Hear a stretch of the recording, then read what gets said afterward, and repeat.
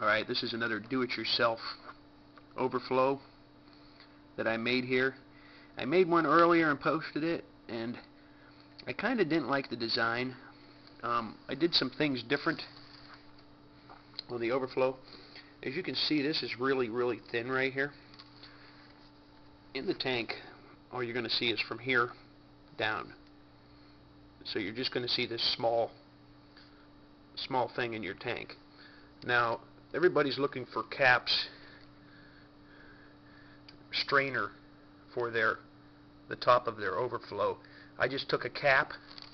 Matter of fact, here's one right here. I took a cap, and then I took my saw blade, my table, well, not a table saw, what do you call it? I have a saw here. And I just kind of held it with pliers, and I ran the saw down in between and made a strainer right out of the top of the cap. So then you slide that cap on, and you slide it down below the top of the tube here, so that the water will flow in there and the fish won't. Now, if you see how wide it is here, now these are just two 90 degrees, and these are also two 90 degrees, but see how thin they are? What I did on this was I cut it shorter. I took a piece out of each side, which brought it in to give you a thin profile look. I like a thin profile look here, so I wanted it small. This piece is only 6 inches, and this piece is only 3.5 inches. So it's sticking down in my tank barely a lot. Then I changed the design. Instead of having a straight flow to the T, I angled it so gravity would come out here, and gravity would suck it down a little faster.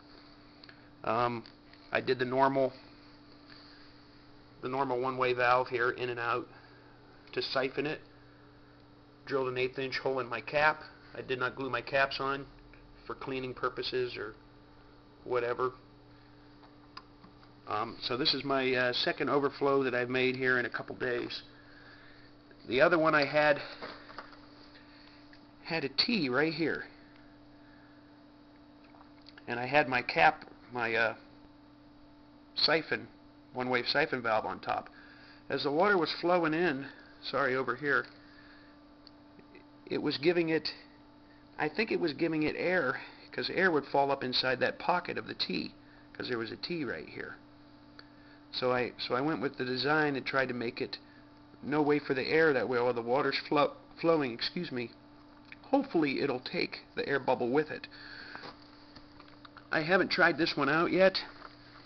I think the 45s here are going to give it a little better flow. The other one is working okay. Once in a while I got to start the siphon again. I don't know if I have a leak or not, but I'm just experimenting. And I also use the clear primer. I used a purple primer in the last one, and I had to do a lot of sanding to get that off. Now, all this black stuff on here from the store, that sands right off with a piece of sandpaper. And I made sure when I put my pipe on, I put the lettering to the back, but that also sands off also. So it's no big deal. And you can also paint it. I did pick up some blue paint, so I might shoot this up with some blue here to blend it in a little better. But this is my do-it-yourself overflow for my 225 gallon. I went with a sleek design, shortened it up so it's real thin here, so I don't have a real long U shape here. We'll have to try it out and see how it works, and maybe I'll post another video of this one in the tank rather than the one that I have in it now, trying something different here.